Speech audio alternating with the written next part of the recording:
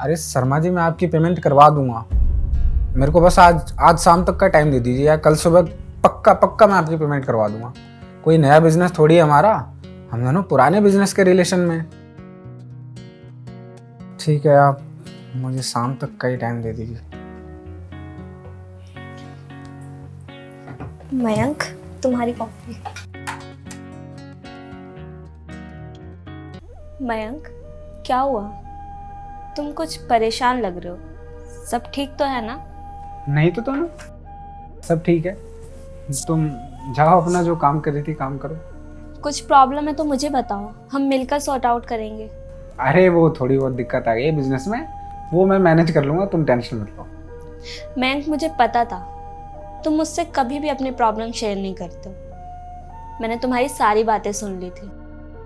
अच्छा सुनो, मैंने ना कुछ पैसे सेव कर रखे हैं, मैं वो लेकर आती हूँ, तुम उन्हें शर्मा जी को दे देना, ठीक है? अरे नहीं नहीं तनु, मुझे तुम्हारे पैसे नहीं चाहिए। तुम अपने पैसे अपने पास रखो, तुमने अपने ज़रूरी काम के लिए रखे हैं। ठीक है, मैं मैनेज कर लूँगा, बिजनेस की बात है, मैं संभाल लूँगा।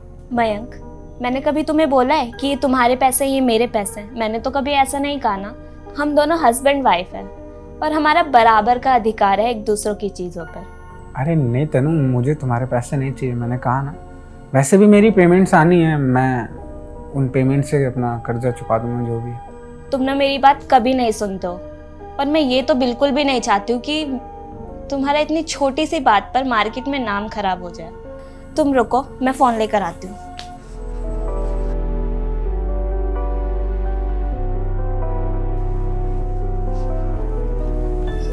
मयंक, तुम अपना फ़ोन चेक करो, मैंने तुम्हारे अकाउंट में 80,000 रुपये भेजे हैं, देखो आ गए होंगे।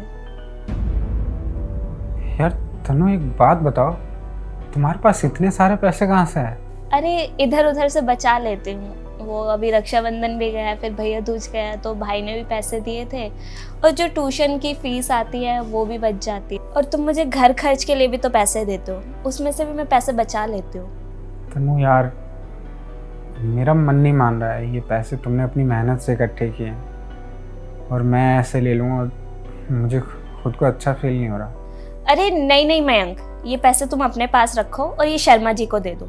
अच्छा, एक बात पूछना चाहता हूँ मैं तनु, ये पैसे तुमने किस चीज़ के लिए इकट्ठे किए थे? वो मयंक, तुम्हें तो पता ही है कि मैं कोई खर्चा करती ही नहीं हूँ, और वैसे भी मैं पैसे इसलिए इकट्ठे करती थी कि कभी प्रॉब्लम आ जाए तो उसमें यूज़ हो जाए, और देखो आज मुसीबत पड़ भी गई। सच्चाई को कैसे छुपाना है, ये कोई तुमसे सीखे।